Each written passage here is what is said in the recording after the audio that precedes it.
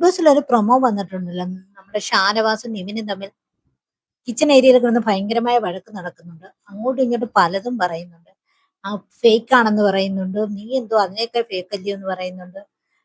അതുപോലെ തന്നെ നിന്റെ പെങ്ങന്മാരെടുക്ക് ചെന്ന് പറയാനായിട്ട് പറയുന്നുണ്ട്.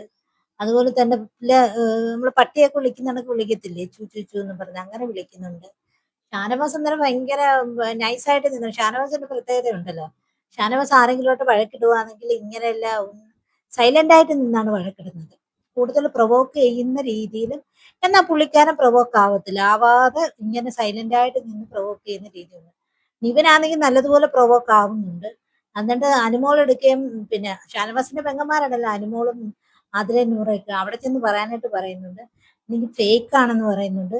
നീ ആരാണെന്നൊക്കെ ചോദിക്കുകയൊക്കെ ചെയ്യുന്നു. എന്തൊക്കെയോ നടക്കുന്നുണ്ട്. എന്താ വിഷയം എന്ന് അറിഞ്ഞൂടാ.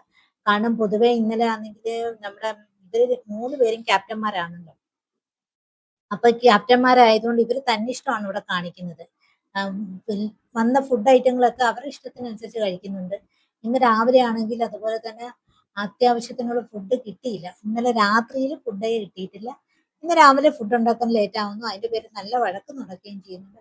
അത് മാത്രമല്ല ഷാനവാസ് കിച്ചണിലെ വെസൽ ക്ലീനിങ് ആണ്. അപ്പൊ ഇവര് 3 പേരും ക്യാപ്റ്റനായിട്ട് വന്നതിന് ശേഷം ഇഷ്ടംപോലെ പാത്രങ്ങൾ കഴുകാനായിട്ട് കിട്ടുന്നുണ്ട് ഷാനവാസ്. അതിന്റെ ആ ദേഷ്യമായിരിക്കാം. എന്ത് പറഞ്ഞാലും ഇതുവരെ ഇപ്പൊ ഇത്രയും ഒരു 12 മണിയാവുന്നു ഇതുവരെയും നടന്നിട്ടില്ല. എന്താ വിഷയം എന്നുള്ളത് സംഭവം നടന്നിട്ടില്ല. മിക്കവാറും ടാസ്ക് മറ്റോ കഴിഞ്ഞിട്ടാവുമെന്ന് വിചാരിക്കുന്നു ഇങ്ങനൊരു സംഭവം അവിടെ നടക്കുന്നത്. എന്നാലും നോക്കാം, എന്തെങ്കിലും അപ്ഡേറ്റ് ഉണ്ടെങ്കിൽ അറിയിക്കാം.